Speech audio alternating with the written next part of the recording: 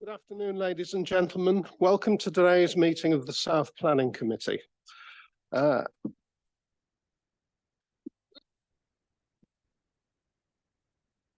we have some announcements to make. First of all, we'll take the apologies for absence and appointments of substitute members.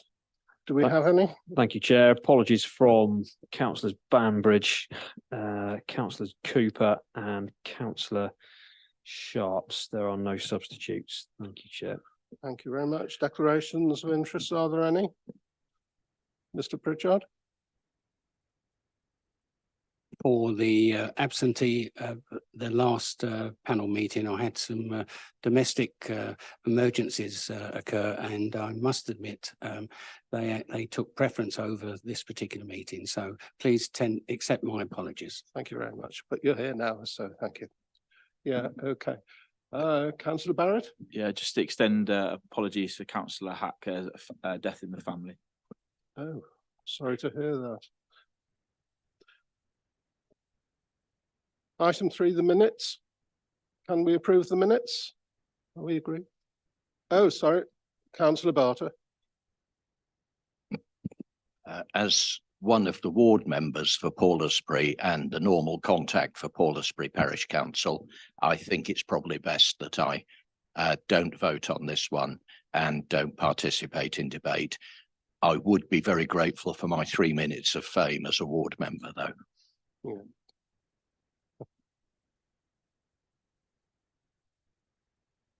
Could you clarify the item to which you refer? Item 6. Thank you very much.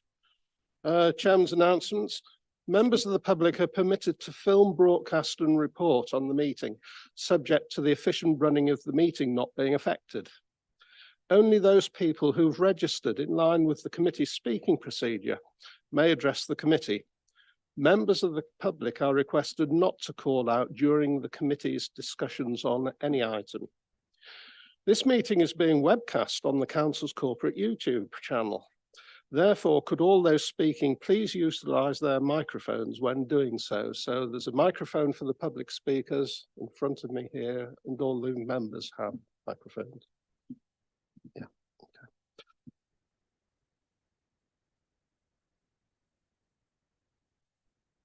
There are no planned fire drills, so if the alarm does sound, evacuation instructions will be given by Democratic Services. Please ensure that any devices are switched off or onto silent mode. And with that, we'll proceed with item 5. Proposed pre-committee site visits. Do we have any? No, we don't. None. Thank you very much. Yeah. And can you confirm the minutes, please, for the last meeting? Are we agreed? Thank you very much.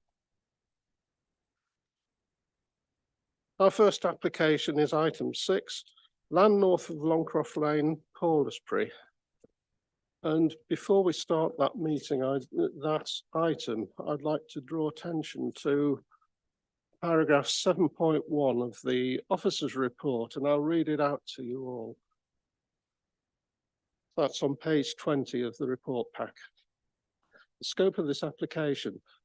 The planning practice guidance advises that the scope of a decision on whether to grant permission in principle is limited to location, land use, and amount of development.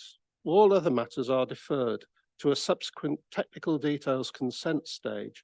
The following assessment, therefore, focuses on these 3 criteria. So that's the body of the report to which that statement refers. So without further ado, Mr. Patterson, will you present the report, please? Thank you, Chair. The application relates to an agricultural field approximately 0.3 hectares in size, used as animal pasture immediately adjacent to the settlement boundary of Paulsbury. The site is surrounded by residential dwelling houses to the south and fields to the north and east. To the west of the site lies tall hedgerows which enclose Longcroft Lane as it narrows and transitions to being a 60-mile-per-hour road as it connects this part of Paulsbury to the A5.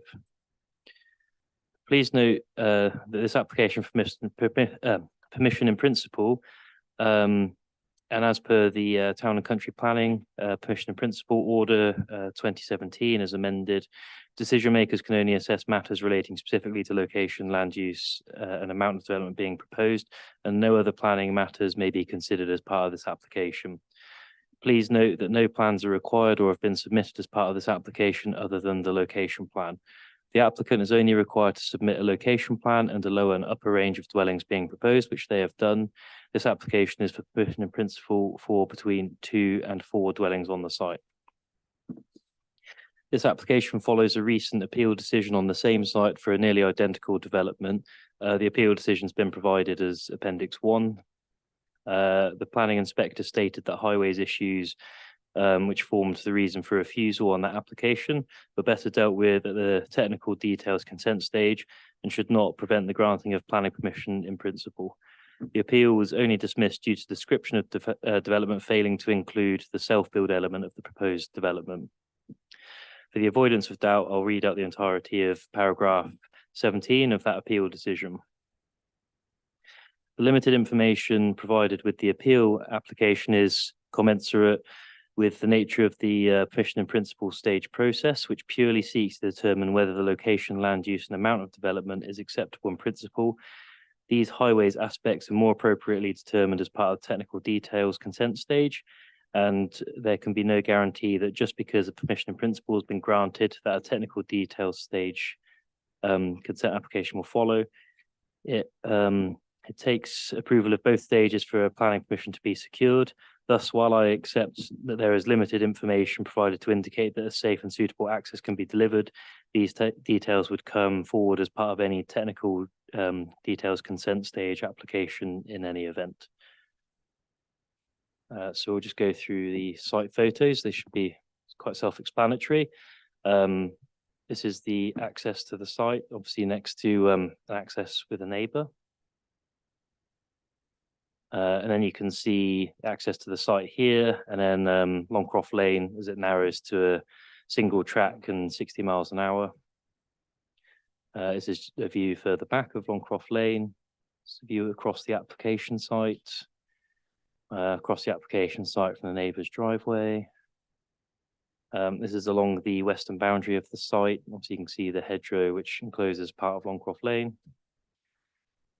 Again, from the northwest corner of the site, looking south towards the neighbour. Oops, that's a duplicate. This is Longcroft Lane as it's single track and 60 miles an hour. Same again, just looking south this time. This is a view of Longcroft Lane from a public right of way that emerges onto the onto Longcroft Lane near the junction with the A5. And this is from the public right of way looking at the junction with the A5, which is here, which obviously you can see is still single track. And this is just at the junction of the A5, just looking south and then looking north. Oops. What's happened there? This is an aerial plan which helps show the context of the application site. This is the committee site plan showing the constraints around the site. So planning officers, for the reasons stated in the officer report, recommend that this application is approved. Thank you, Chair. Thank you very much. Now I'll turn to our public speakers. We have Sandy Sawyer for the Parish Council to speak to us. Thank you very much. Come to the front for the public speakers.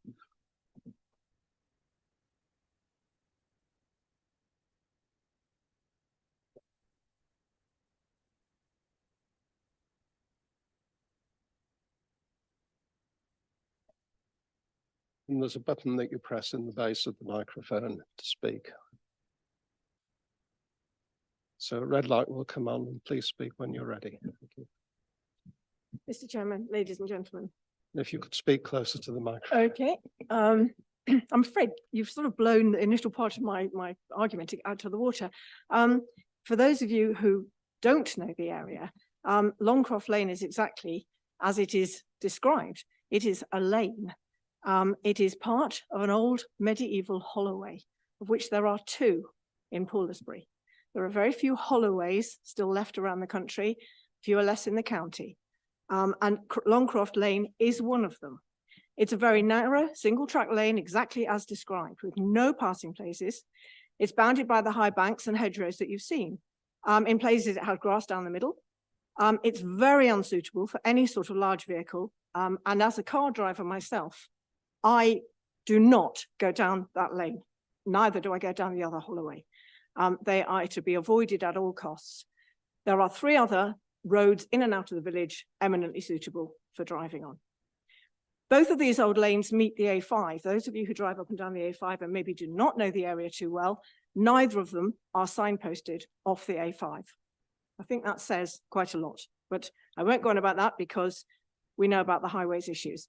They're widely used by walkers, walkers with dogs and horses, and cars going down there at 60 miles an hour is an absolute disaster. The proposed site's on agricultural land, but the lane where the proposed site actually goes off, it didn't show it very well in that picture, is incredibly narrow. And it is the only possible, as I understand it, entrance that could be used to build this development. Confines. The proposal lies outside of the village confines, as defined in the local plan. The parish council has done everything it can over the years to protect the integrity of the confines of Paulsbury. We've had some success, however, we have had a couple of failures. In recent years, we've built 66 houses within the village. 1 minute left. Sorry? You have 1 minute left. I beg your pardon. Okay. 35 of them have been outside the confines. We just feel, the parish council feels that the confines are defining our historic village are totally irrelevant. We know they're not, and we are trying to defend them. Employment, the likelihood of employment within the village is negligible. Therefore, people would have to travel to work by private car. The facilities, the local pub is just closed. We have no village shop. We have no post office. There is a petrol station on the main road, as you know. But each house would need a car, if one, if not 2. The local proposed West Northants local plan defines self and custom build housing, which is very interesting.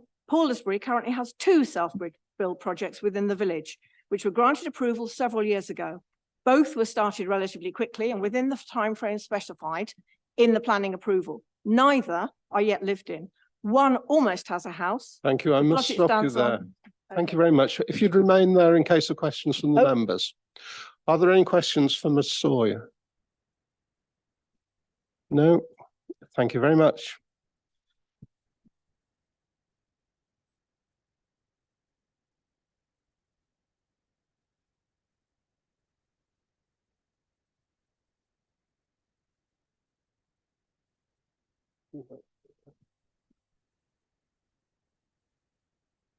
Through you, Chair, I should also mention that there is some written updates with regards to this application in that National Highways, together with the local highway authority, have now withdrawn their initial objections to this application.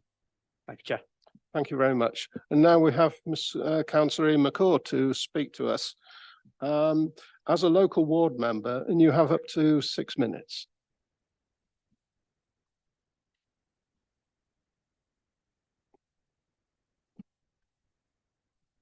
Thank you, Chairman.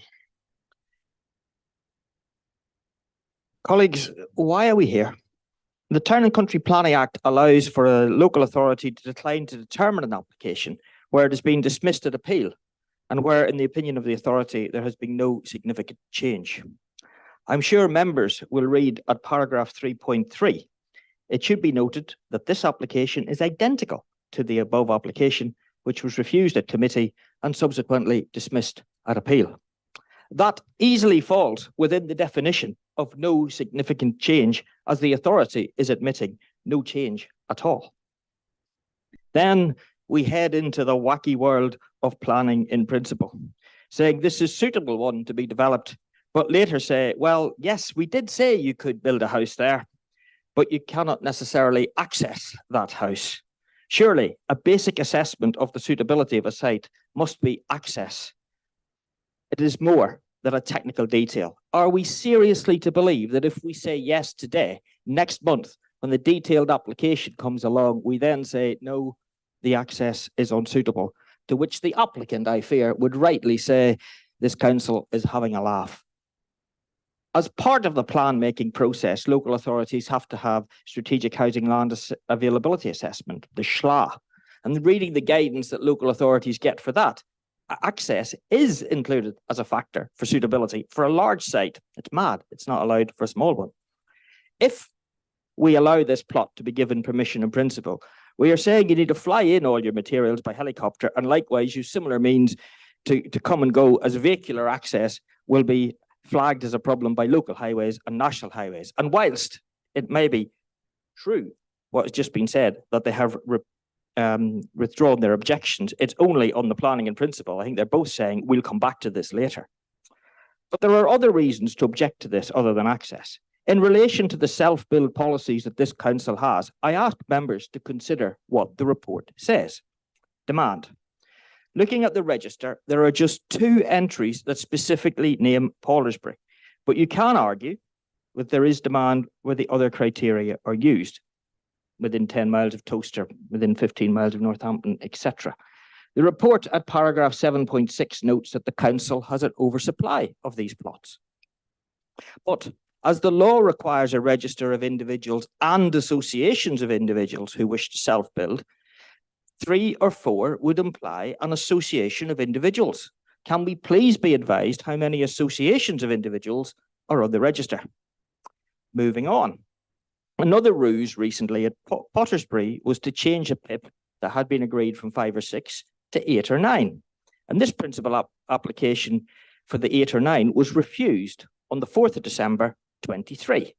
And officers stated in email to me, and I quote, that they wish to refer to recently collated data information on self-build applications collated by the council's planning policy team to inform that refusal. The policy and evidence base has not changed, and this should be refused for the same reason. Now, I know consistency of approach is not a quality we're going to find in the planning department, but I do hope to find it amongst members. Next, at paragraph 7.7, the planning department is stretching our policy and making up policy and reinterpreting policy on self-build. Policy LH5 has 5 components to it. Parts 1 and 2, I would say there is compliance with. Parts 3 and 4, there is no compliance with. LH5 Part 3 requires the occupiers of self-build dwellings to demonstrate a local connection. Where is that being shown, as we have no idea who the future occupiers are? The Pottersbury one I referred to is currently being marketed, and there is no connection of local connections in the sales pitch. LH5 Part 4 states the proposals will, and I quote, need to demonstrate the ongoing involvement of the intended occupier in the design and planning process, end quote.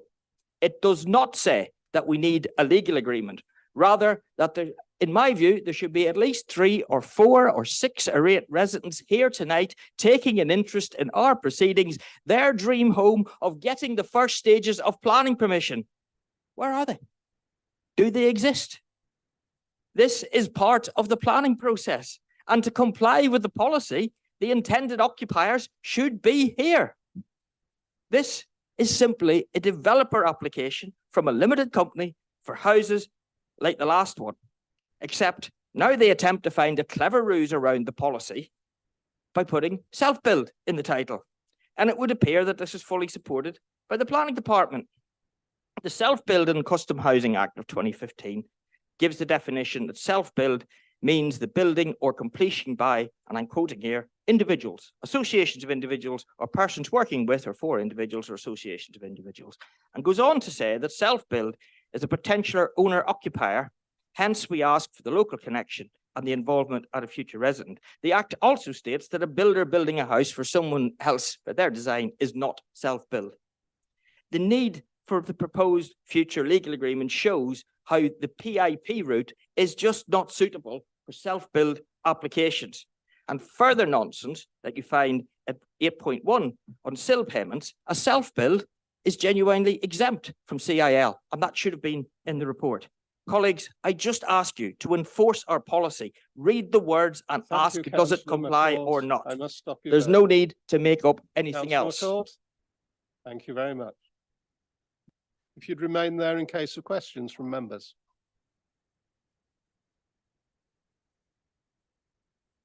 Are there any questions for councillor McCord? Seems not. Thank you very much.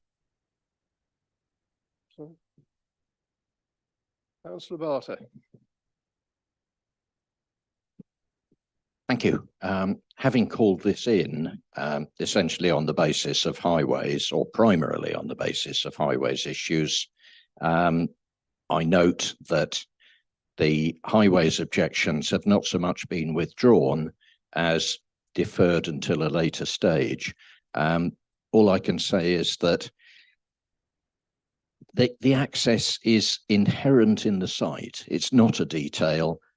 It seems counterintuitive, shall I say, to treat it as a detail. But moving on to the issue of self-build, the key here is a local need, and I feel that has simply not been demonstrated. Who better than the parish council, who've turned up and spoken very eloquently this evening, to know whether there is a need in their village? And I can only say again, there are 2 unoccupied, in fact, unfinished self-builds already in Paulsbury, one of which has become an eyesore and simply seems to be going nowhere. So this does seem to be an issue of tacking the magic word self-build onto a development that would otherwise not be permitted. I can only leave it in your hands to make your judgment on that. Thank you. Thank you very much. Yeah. Will you adjourn to the back of the room, please?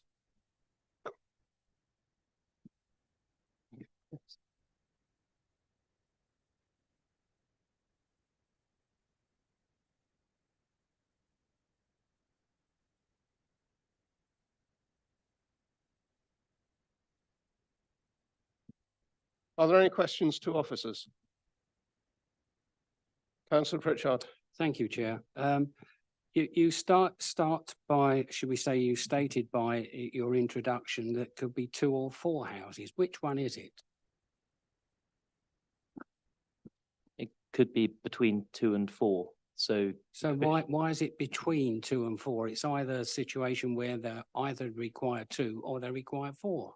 Well, the permission in principle legislation doesn't require you to specify a number. It requires you to specify a range. So the range here is 2 to 4. I find that quite absurd. I really do, but that's another query. With regards to the Highways Department, should we say withdrawing their objection, do they approve of that particular access, or have they just said they are withdrawing their access? Sorry, their objection. Are they approving it? No, they haven't indicated support of any subsequent development of that site in terms of highways. They've simply followed planning inspector's decision that it needs to be deferred to technical details consent stage. So this is not the appropriate time to consider highways matters. So they're deferring their objection essentially to technical details stage. But as Councillor McCord was stating, if we leave it to the technical details, there could be a situation where in fact access could be denied. That's right. They can submit a technical details consent stage and we can refuse it on highways grounds if we feel that's appropriate. With regards to one of the other questions, particularly with regards to LH5, surely that the potential occupants of these particular developments actually should be here this evening to actually put forward their opinions. So that's not necessary, and we've had a appeal decision in the past couple of weeks for self-build development in Horton. The inspector specifically said the outline stage, or in this case permission in principle stage, you don't need to have an end user in mind. They can come forward as part of, in this case, technical detail stage, in that case reserved matters stage, at which point we'd then require them to have an input into the design and obviously consideration as to who the end user might be. But when you look at LH5, the situation there says proposals will need to be demonstrated the ongoing involvement of the intended occupier in the design and planning process. So who actually is in the situation there? Do we take notice of the inspector, or do we take notice of the instructions. Well, the inspector decision clarifies how the policy should be interpreted. So to my mind, we should be following the inspector's interpretation, since that's the most up-to-date appeal decision we have, which deals with it as a planning matter. Just with regards to the previous application that was put in with regards to market housing, could I just confirm with you that the only thing that was changed from the original application was that they stated that it wasn't from market housing. In fact, it was now self-built housing. So everything else stays exactly the same. So the previous application, which was refused on highway grounds and obviously dismissed at appeal, that application was assessed by officers at the time as self-builds, and it was also assessed by members of the planning committee as self-builds. That wasn't a reason for refusal as part of the application. It was solely on highway grounds. I thought the original situation was in fact that the developer actually changed the description from normal market housing to self-build housing, so that in fact he could then resubmit exactly the same application. No, that's not the case. No. So the application, on the application forms for the application that was refused and dismissed at appeal, they did state that it was self-build, but because that wasn't on the description of the development, the inspector had to treat it as market housing. The main reason being is because permissions in principle, you can't apply conditions or any legal agreements. So therefore, the description of development is very important, and the need for it to specify self-build is obviously very important. And as part of the appeal decision, the inspector couldn't change the description of development to include a self-build element. I appreciate that we have, shall we say, legislation and also obviously some of the description, some of the conditions here, but my impression was that self-build was something that an individual actually bought a plot of land and then had their house built for them and they designed it, rather than a situation where we get a development company actually putting forward an application for 2 or 4 houses, you know, and so therefore it's just, shall we say, skirting around some of the rules that we have in place. Thank you very much. Councillor Barrett. Thank you. I'm just conscious of being hoodwinked a little bit, pushing on from Councillor Pritchard's comments there about the 2 to 4, and then the initial okay, and then the withdrawal of the complaint from highways. Is this, for clarity, to get to the next stage for them to say actually no again on highways? So is this more of a administrative procedure to move it on to the next stage with then the same negative comments to come back to it, if that makes sense, just for a bit of clarity? Yeah, that's correct. At this stage, for the permissions in principle, all we're looking at is solely the location and the land use and whether that complies with policies. And in this case, our self-build policies. And as part of the technical detail stage, we'll then look at highway matters and also other technical details. Any further? Councillor Bagot-Webb.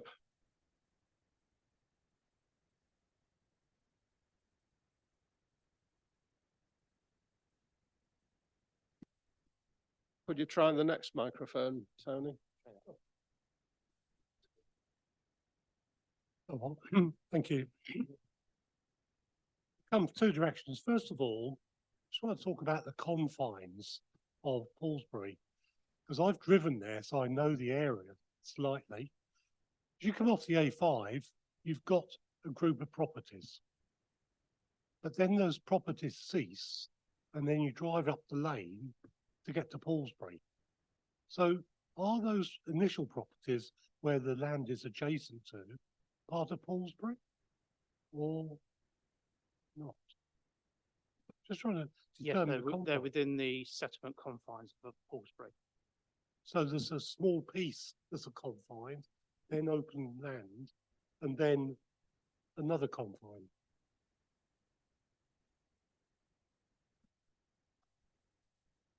You can't raise a point of order. Yeah, so I think there was a bit of confusion with the description. So the settlement confines starts on the southern boundary of the site and encloses that area, and then at the northern end of Longcroft Lane, that's not within the settlement confines.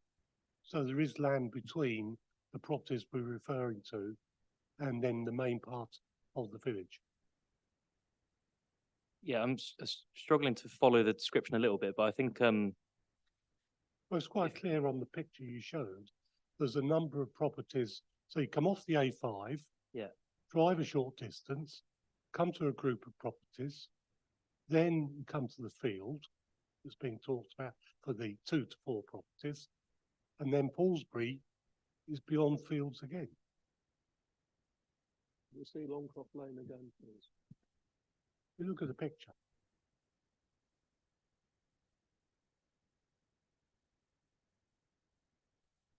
perhaps I'll share my screen share and then the member can point out where we're talking about.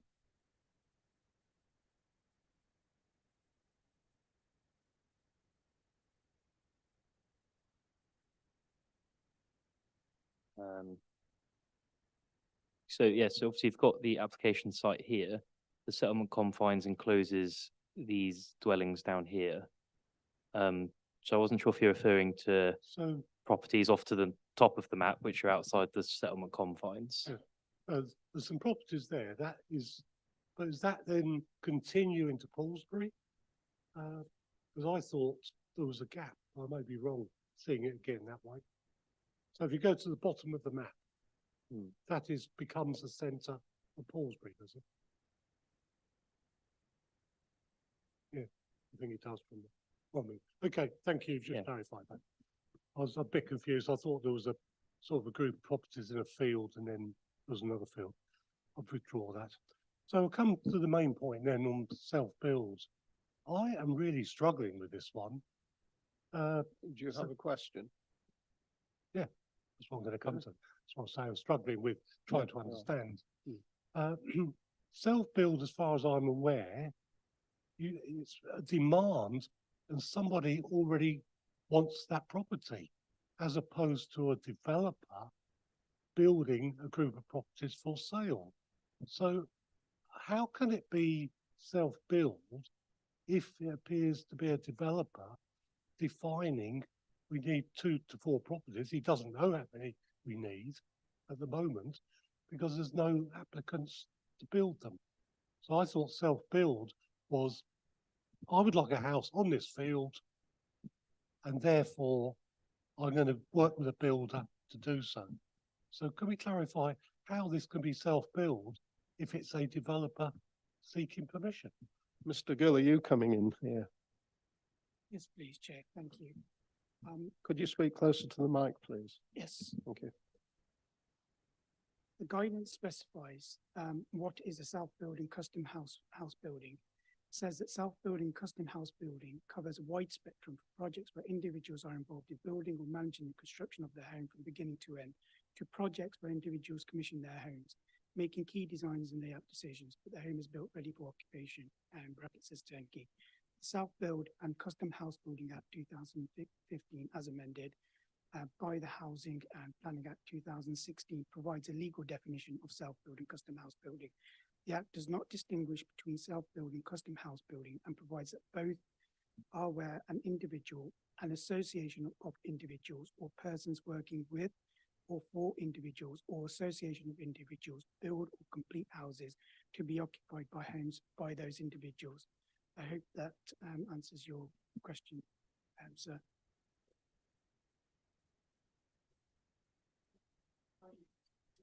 Could you put your mic on, please?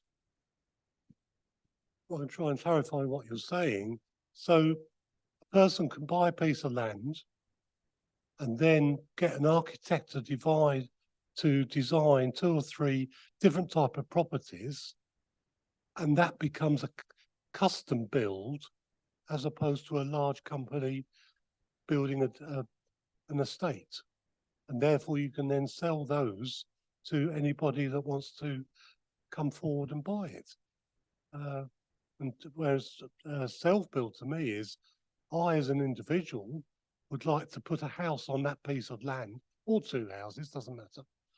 And then I go to a builder and said to the builder, can you build me the house I want? I just don't understand this because, you know, at the moment, I can't support this application. Thank you. Any other questions for officers? Councillor Barrett, do you have a question? No, just on the bare facts that were presented. So just hearing that definition, that was quite handy there. So from a legal perspective, it's legal, isn't it? So it's, you know, there are no conditions, there's no concerns with this because it is legal, is what you're saying. And then what we're seeing in front of us here, the withdrawals of concerns until the next stage. So everything's okay, kosher, everything's happy now, is how I'm seeing it. However, if this progresses, which ultimately it may do, that's when the concerns will resurface and the objections potentially could come through. So what we're seeing here is what I've just got from that is that everything is legal and above board from a critical perspective, but the problems may resurface once it goes past this initial stage. That's my summary of what I've heard today. So from what we're seeing in front of us, all the expert advice is saying this is okay. It's what I've seen here. Everything we've seen is okay, and we've just heard that's okay. Mr. Gill, do you want to come back on that? In the round, yes, that's correct, councillor, and the recommendation is to grant because the officers have assessed this against the development plan, the South Building and House Building Act 2015. So the conclusion is within the report and the recommendation is there. Thank you very much. Right, are we done with questions now and moving to the debate? Who would like to kick that off? Councillor Pritchard. Thank you. Sorry. All what I've heard, and I appreciate that you know, we're looking at from a legal perspective, as my colleague has actually said, but I think also we've got to look at the moral side of things when you think of it. You know, does it really conform to LH5? And quite frankly, it doesn't. When you read through particularly the item 4, where it says proposals will need to demonstrate the ongoing involvement of the intended occupier.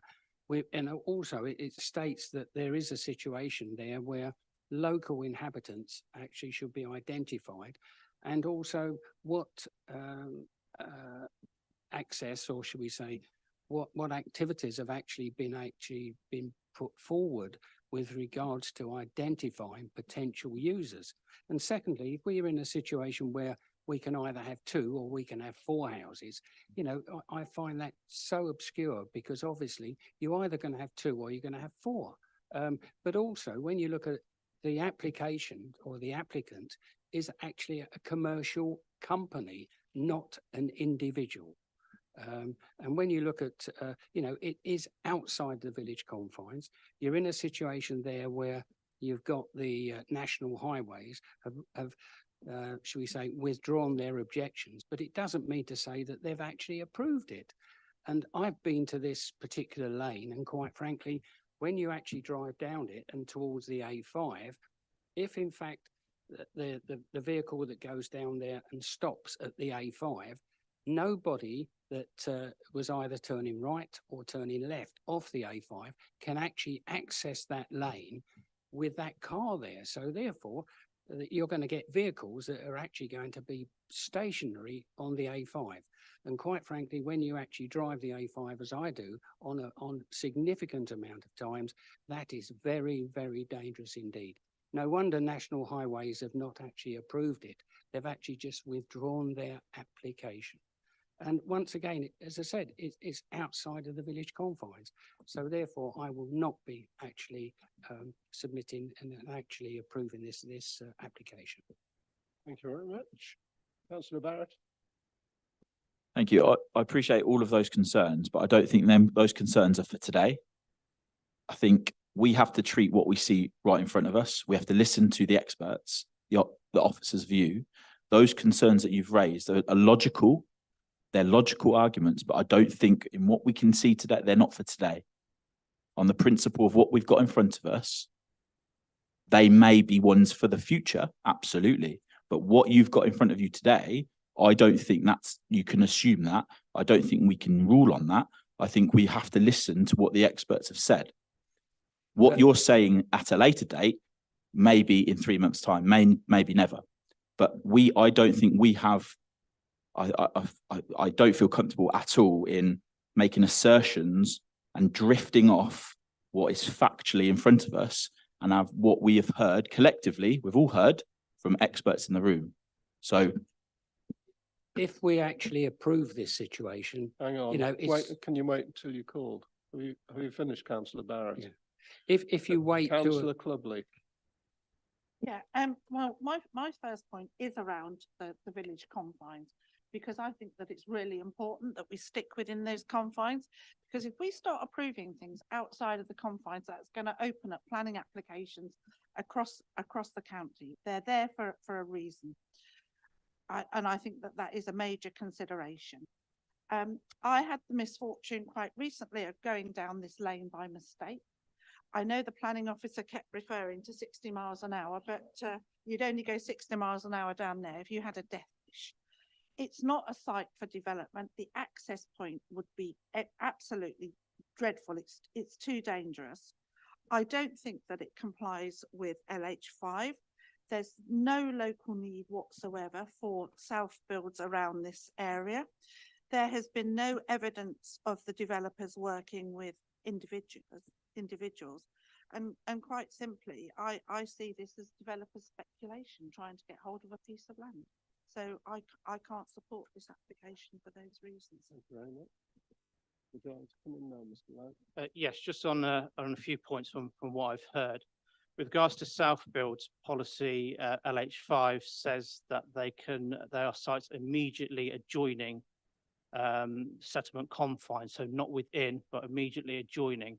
So it is acceptable for self builds to come forward outside of the settlement confines, providing that they are determined to be immediately adjoining, which this proposal is. With regards to the involvement, with regards to the design process, that will be considered at a later stage at the technical detail stage. And finally, just to say, there's nothing within policy LH5 which requires the applicant to specify the householder or who is going to occupy this self-built dwelling, only that they are required to demonstrate a local connection. And that will be secured again at the technical detailed consent stage with regards to a legal agreement, which will set out the local connection criteria that any occupant would have to meet. Thank you very much. Councillor Barrett. Having heard that again, there are no grounds that we can refuse this initial approach from what I've seen. There is no grounds. There's no grounds. We've just heard it again. They're all post this stage concerns. So Let's hear some more from can I, Mr. Gill. this is what I'm saying. Yeah, can we have, no, sorry, I'm still speaking. No. When the chair asks you to speak, you can speak. I'm speaking. Thank you. So I would appreciate that perspective because what is refusable here? That's what I don't see in this current Let's hear some more stage. from Mr. Gill. Thank you. Mr. Gill. Thank you, Chair. I just wanted to provide some clarity in regards to the legal agreement. Perhaps that may be beneficial in informing members as to what it would potentially contain. It requires direct involvement in design and planning process by the owner and occupier. It would require carrying out development in accordance with the South Building House Building Act 2015.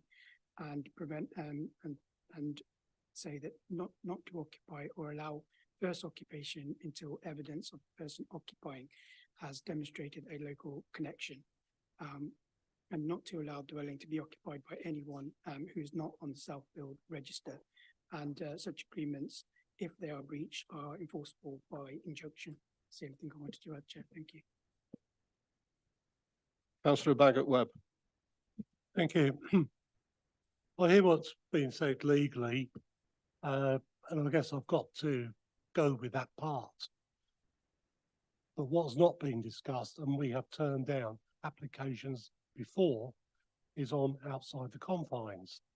And we talk about, well, perhaps we can do it adjacent. So we allow the adjacent, and in 5 years' time, the field next door comes up for development, and that's allowed because it's adjacent. So in 25 years, actually, we build to the A5. Now this is really classified as ribbon development, but ribbon's normally 1. This is 4. So, you know, agree on the legal side on custom versus self-build, although I don't buy that totally, but I'll have to accept it. I don't agree with going outside the confines. Thank you. Thank you very much, Councillor Pritchard. Thank you. I hear what my colleagues are saying, but when you get to the stage of approving this, when you get to the technical elements, already it's been approved. So therefore, you're actually then defining the technical elements. But in principle, the development has been approved. And that's as I stand at the moment. Irrespective of what happens at the technical side of things, fine, it's already been approved on the outline situation. Mr. Laird. Yeah, just to come back on those, on a few points that I've heard. Should any development be undertaken on this site, it doesn't extend the confines of the village. So if future applications come in for the field to the north, you've still got the application site between the settlement confines and that field. So you would theoretically say that that field to the north isn't immediately adjoining the settlement confines. So that's the first point. And the second point is obviously that, you know, there's no assumption that because they have a permission in principle that any technical consent is then foregone. It's certainly not the case. Thank you, Chair. Yeah, thank you very much, Councillor Barrett. Yeah, for Mr. Lode, just a one answer response. Is this within the confines? No, it's not. Councillor Clubley. Yeah, it's more of a question actually. If I am a bit confused about the confines, but I'll park that for a moment. If this application were to be allowed, could you put a condition on it that it were just for 2 self-build properties by individuals as opposed to developers? Mr. Laird. Through you, Chair, no, we couldn't impose any conditions at this permission in principle stage because no conditions can be imposed at this stage. So can we go back to this? Is it within the confines or not? No, it's not within the confines. Councillor Bagot-Webb. Thank you. Thank you, Chair. We have turned down applications many times in my time on the council for being outside the confines. Thank you. Just to say, Chair, but I think you're missing the point with regards to what policy LH5 is saying, that self-build developments are permitted outside of the confines, providing they're immediately adjoining those settlement confines. Councillor Barrett. Thank you, Mr. Lode. I asked that question because for the clarity of that answer, that is still allowed, even though it's not. There's very clear guidance to say it is still permitted. So I think it was important for the room to hear that in 2 different responses, hence why I pitched my question the way I did. So again, I see no reason why this does not go through this at this stage, again, from what we've heard there. Thank you very much. Councillor Pritchard. Could I propose that with regards to this application, we actually refuse it? On what grounds? The basis of outside the village confines determines whether it's 2 or 4 situations. The national highways have not really approved the traffic situation with regards to the entrance onto the M5, and also it contravenes to LH5.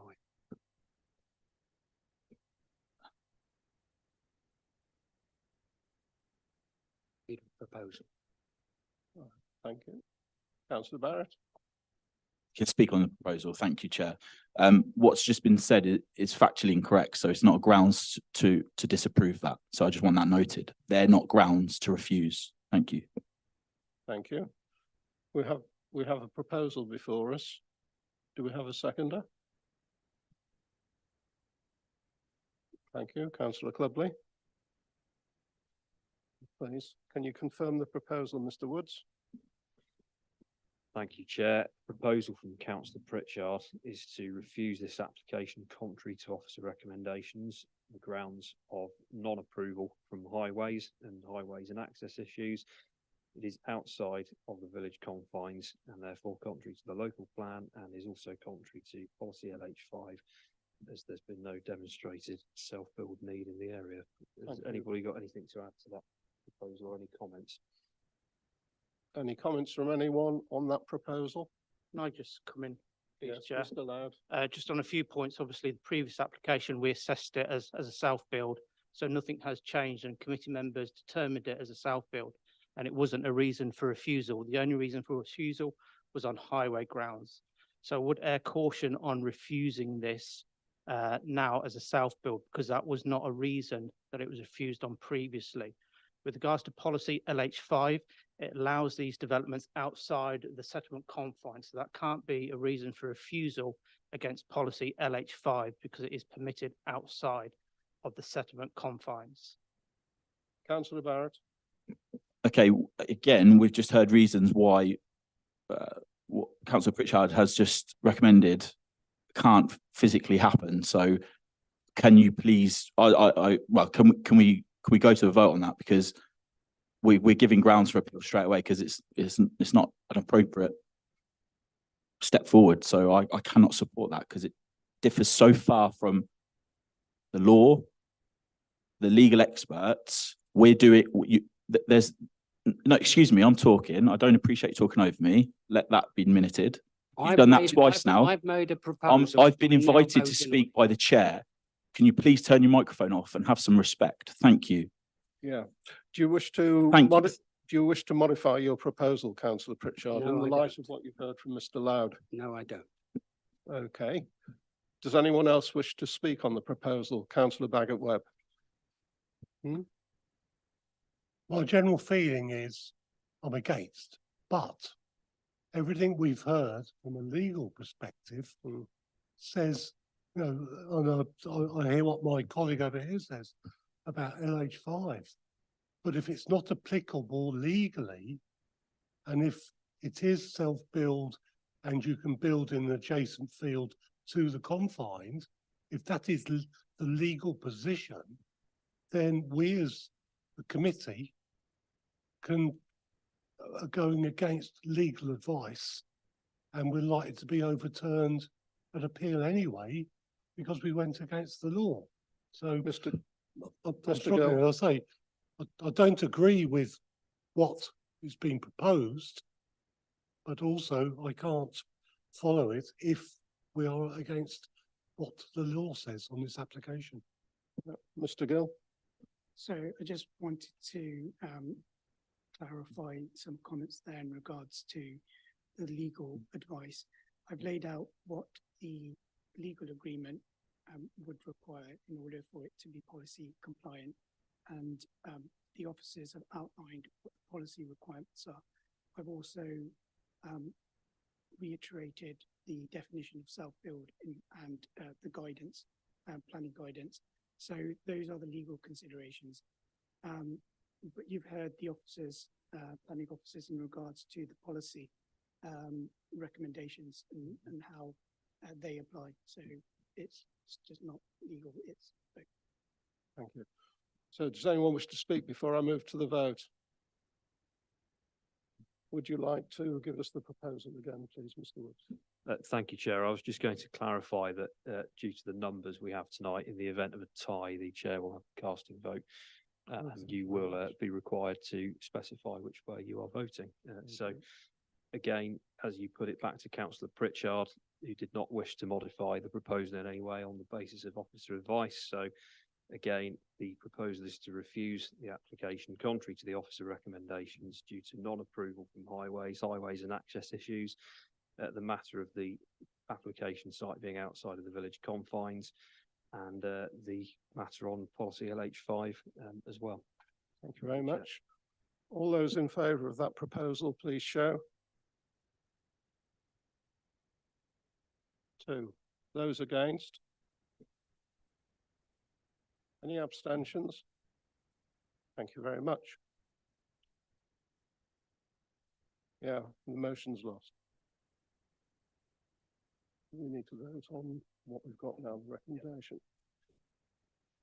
Now we move to voting on the recommendation. So the recommendation is as per the report. All those in favour of the recommendation, please show. Thank you. Those against? 1. Any abstentions? 2. Thank you very much. The recommendation is approved. Thank you very much.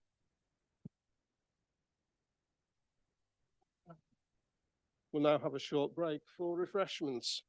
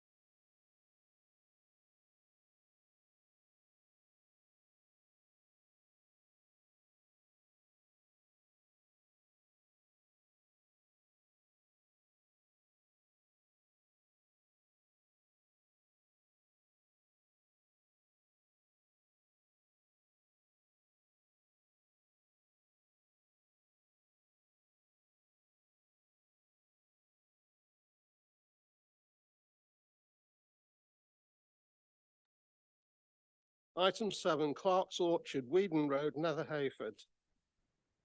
Thank you very much. Thank you, Chair. This application is before committee to regularise the construction of the build through the variation of condition. Could you speak a little closer to the mic? The property is located in Nether Hayford, which sits adjacent to Nether Hayford Conservation Area. As shown on the map by the blue circle, the red line is the conservation area and the blue circle is the application site. The village has a mixture of building styles and a variety of housing types that surround the application site. The photo here shows the application site. Property sits behind the property called Denbrook and is in that red line. Planning permission was granted in 2020 for a single-storey dwelling, and this application is to vary some amendments that have occurred during the build. These are the original approved plans from 2020. These slides show the comparison of the elevations of what's been changed. So here you can see the ridge height has been raised by 250 millimetres. The chimney has been placed from a flue, from a chimney to a flue. Roof lights have been included in. Apologies, sorry. Yes, of course. Shall I start again or just carry on? Just carry on, please. Shows the roof lights to the rear of the property and the bifold doors at the rear of the property. And this next slide shows the additional roof lights that have been included in the property. There's also been changes to the internal layout and revised boundary treatments. The boundary treatments, boundary wall to 29 the Green has been constructed to provide privacy to the neighbour's garden, and the boundary enclosure to the rear of 20 Furnace Lane is timber closed board fencing, which creates a satisfactory level of privacy. Revisions are not reviewed by officers as causing unacceptable harm in terms of neighbour amenity or the impact on the surrounding area. The increased ridge height has little effect on the amenity value of the street scene and does not affect the privacy of the neighbours. The roof light windows are constructed high within the roof. There is no line of sight to neighbouring properties. The patio doors look onto the applicant's own garden and due to the garden size do not cause unacceptable harm to neighbouring properties. The change from a brick chimney to a flue is not out of character with the area, as other examples are visible in the proximity. Internal works are not classed as operational development and therefore cannot be controlled by the Town and County Planning Act and do not require planning permission. Is therefore offers a recommendation to support the application for the reasons stated in the report. Thank you, Chair. Thank you very much. And we have Mr. Tony Williams of the Nether Hayford Parish Council to come and speak to us. Thank you very much.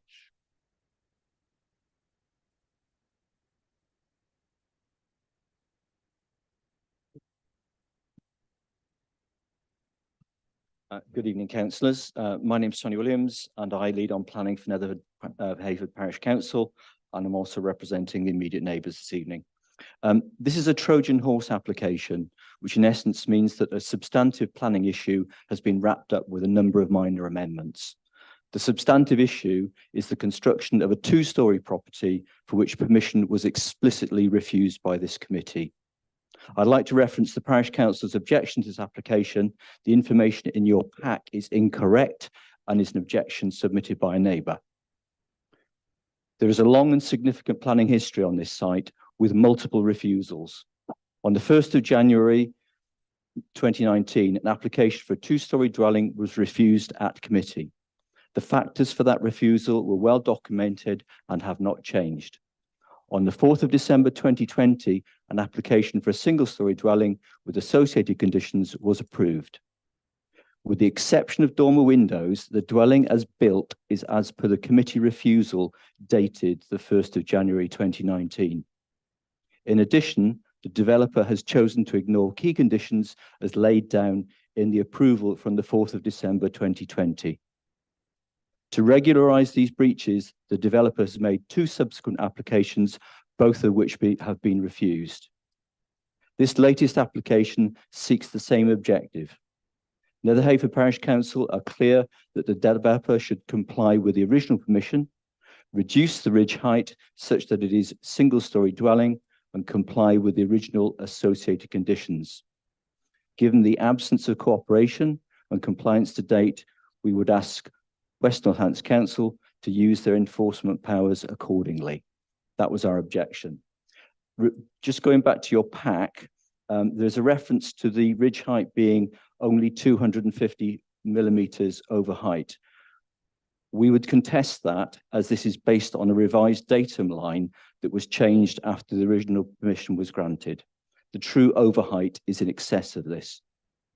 The parish council and the immediate neighbours have no issue with the minor amends and the new conditions proposed by the officer, but vehemently object to the height of the built property and request that the original permission for a single-storey property be enforced. Thank you for your time and thank you for listening. Thank you very much. If you'd remain there in case of questions from the members. Do we have any questions? Councillor Pritchard. Thank you. You were stating there, is it actually single-storey or two-storey? It's been built as two-storey. It has an internal staircase and it's been constructed as a two-storey building. And that's what the original planning permission was Refused. refused. And Yes. so, yeah, okay, that's fine. And is it in a conservation area? It directly abuts the conservation area. And is it retrospective? So no developments have taken place as yet? It's built and occupied. Oh. Right, thank you, thank you. Thank you. Any further questions? No, thank you very much. Now we have Mr. Dave Collins.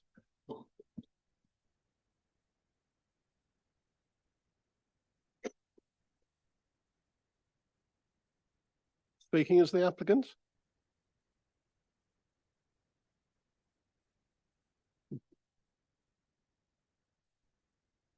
Thank you, Chair, ladies and gentlemen.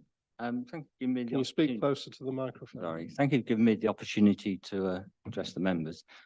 I'd like to clarify from the beginning that this is the first application that's been decided to regularise the changes to the property.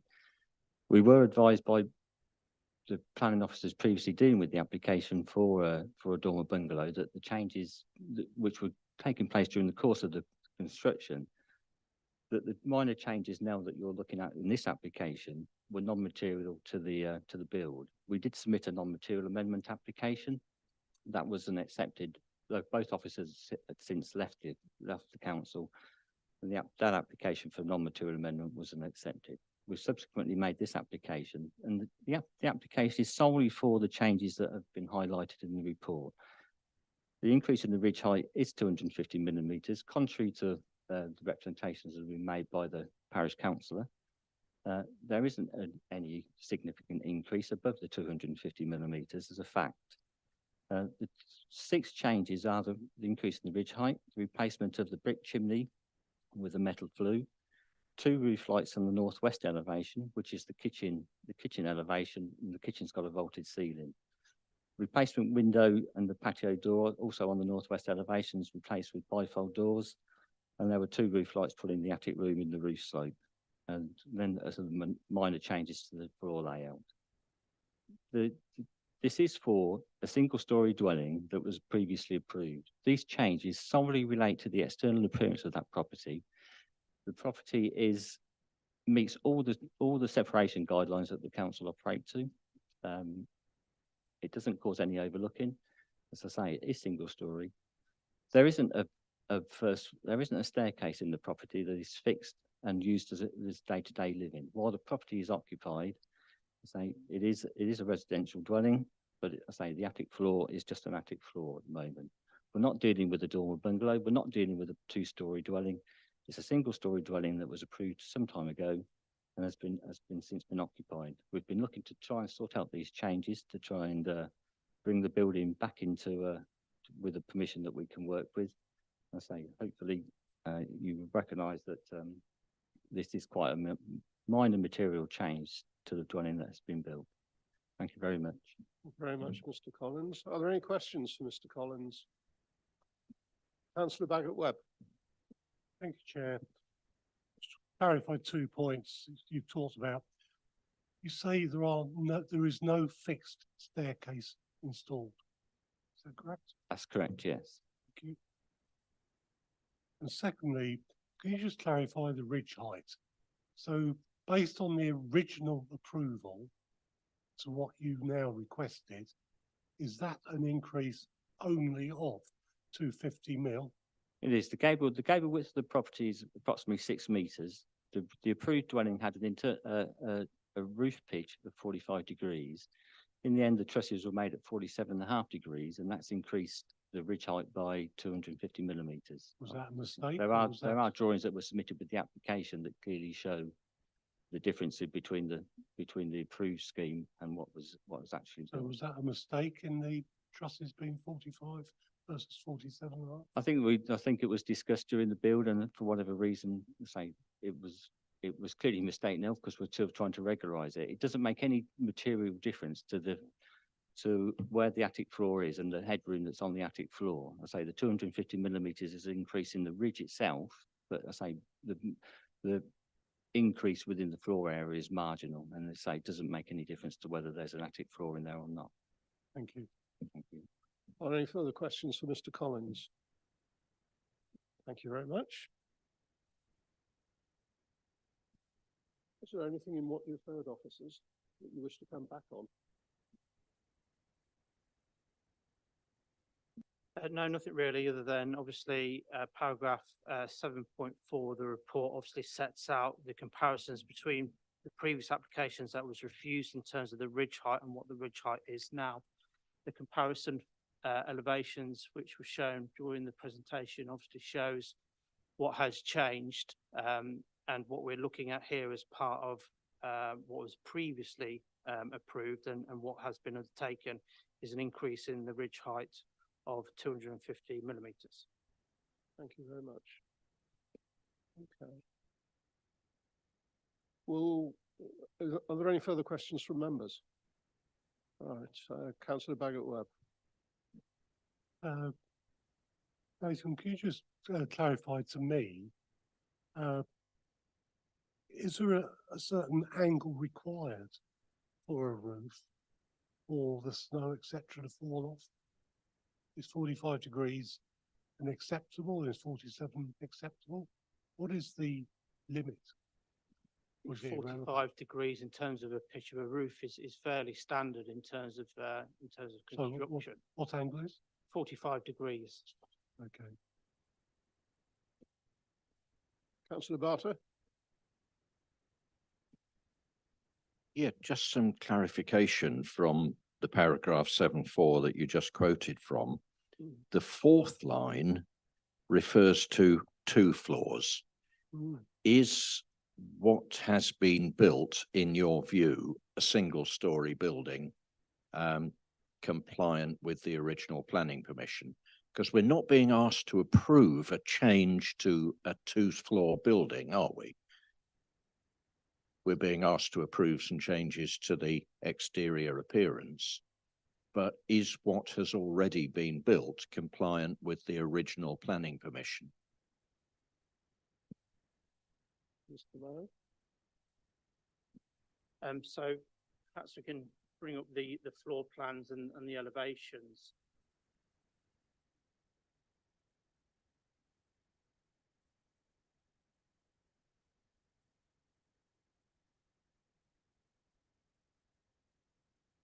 So these are the floor plans here, which you can see, and these are the elevations. So it is a single-storey dwelling. Right, is paragraph 7.4 accurate then, or is that a mistake to refer to 2 floors?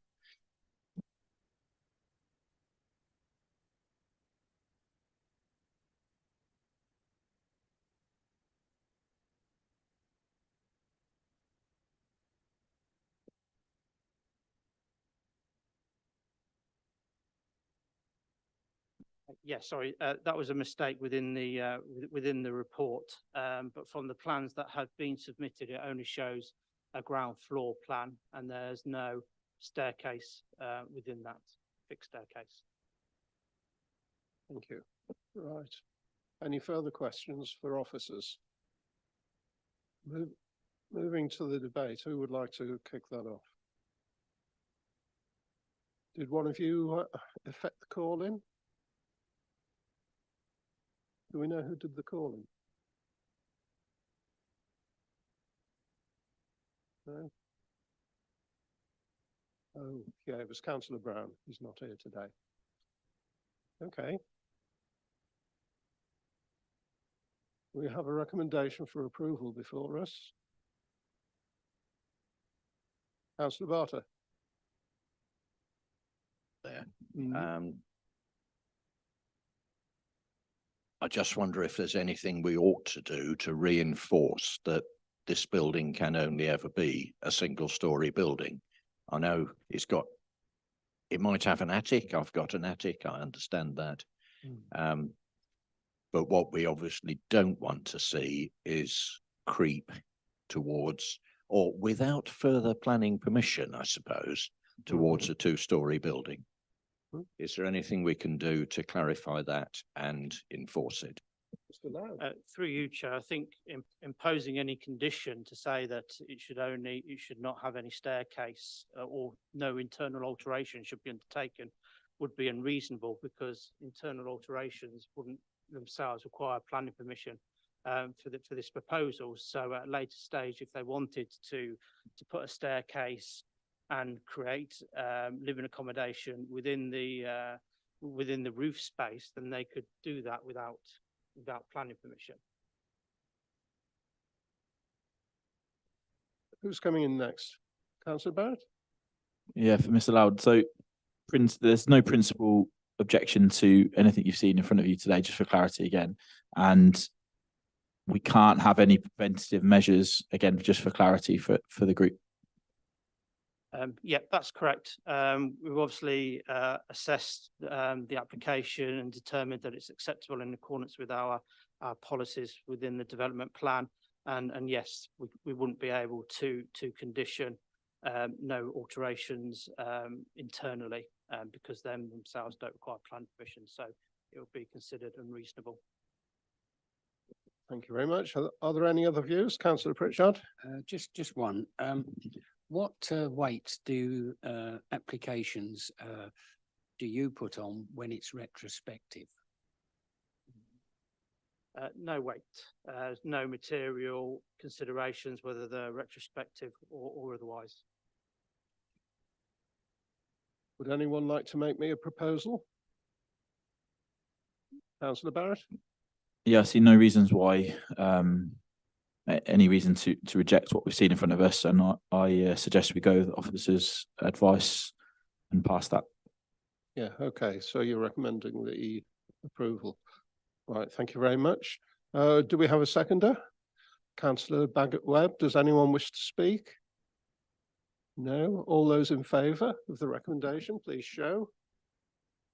And unanimous, none against. Thank you very much. And with that, as there is no urgent business, I close the meeting at, beg your pardon, I'm getting ahead of myself, aren't I? Yes, we'll turn to item 8, the appeals report. And all we need to do on this is to note the report. Do we note the report?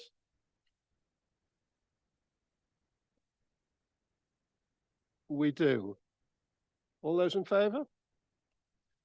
Proposer and seconder? Councillor Barter? Yeah. Proposing, seconding? Councillor Connolly. Thank you very much. And without further ado, as I have no urgent business, I'll close the meeting at 7:25. Thank you all very much for coming.